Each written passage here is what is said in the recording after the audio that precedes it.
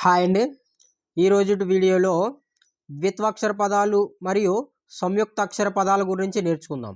మన తెలుగులో ఏ విధంగా అయితే ద్విత్వాక్షర పదాలు సంయుక్తాక్షర పదాలు ఉన్నాయో అదే విధంగా హిందీలో కూడా ఉంటాయి. అసలు ద్విత్వాక్షర పదాలు అంటే ద్విత్వాక్షర పదాలు అంటే ఫస్ట్ ద్విత్వాక్షర పదాల గురించి తెలుసుకుందాం. ద్విత్వాక్షర పదాలు అంటే సేమ్ హల్లు కింద మళ్ళీ అదే ఒత్తు కనుక వచ్చినట్లయితే వాటిని ద్వితాక్షర పదాలు అంటాం.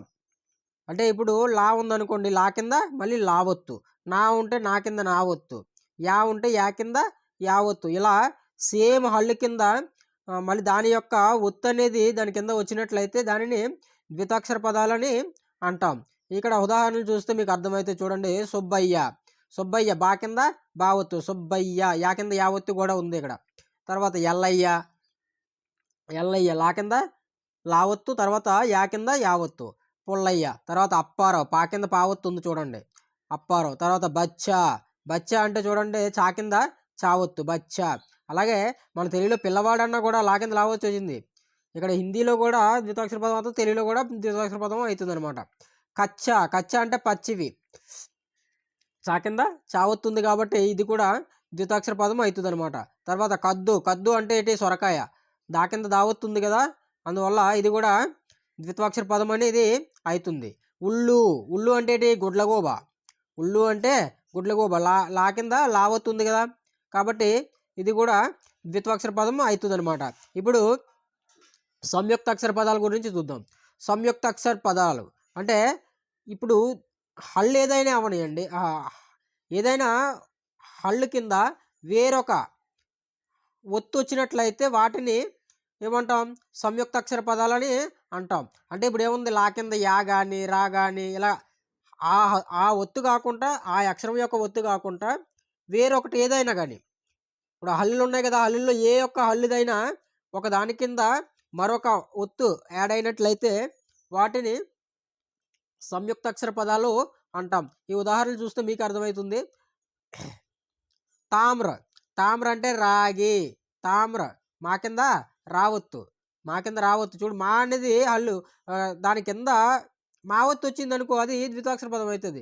కానీ ఇక్కడ రావత్తు కదా వచ్చింది, అందువల్ల ఇది ఏమవుతుంది, సంయుక్తాక్షర పదం అవుతుంది అనమాట. తర్వాత క్యా, కా కింద యావత్తు, క్యా కా కింద యావత్తు.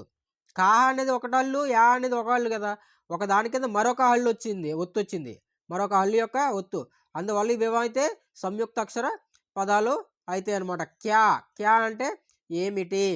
వ్యాపార్, వ్యా వా కింద యావత్తు, వ్యా వా కింద యావత్తు, వ్యాపార్ అంటే వ్యాపారస్తుడు, వర్తకుడు అనే అర్థం. తర్వాత అచ్చా, చూడండి ఇక్కడ చా కింద చావత్తే కదా వచ్చిందనేసి మీకు కొద్ది డౌట్ ఉండొచ్చు, కానీ అక్కడ ఒత్తు చావత్తది. అచ్చా ఒత్తు చావత్తు, చా కింద ఒత్తు చావత్తు, అచ్చా అంటే మంచి, మంచిదని. తర్వాత గ్యారహ, గా కింద యావత్తు, గా కింద యావత్తు, గ్యారహ, గ్యారహ అంటే 11. జ్వర్, జా కింద వావత్తు, జ్వర్, జ్వర్ అంటే జా కింద వావత్తు, జ్వర్ అంటే జ్వరము. బొకారన్నా కూడా జ్వరమే, ఇక్కడ మనం సంయుక్త పదాలు నేర్చుకుంటున్నాం కాబట్టి అది చెప్పట్లేదు. తర్వాత ద్వార్, దా కింద వావత్తు, దా కింద ఏముంది వావత్తు, ద్వార్ అంటే ద్వారము.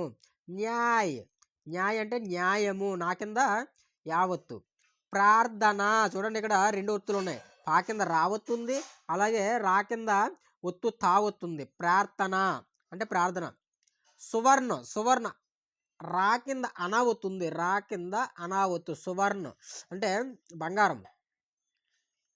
ఓకే అండి, ఈ వీడియోలో ఇంతే. వీడియో నచ్చినట్లయితే లైక్ చేయండి, అలాగే మీ ఫ్రెండ్స్ అండ్ ఫ్యామిలీతో షేర్ చేయండి. Thank you.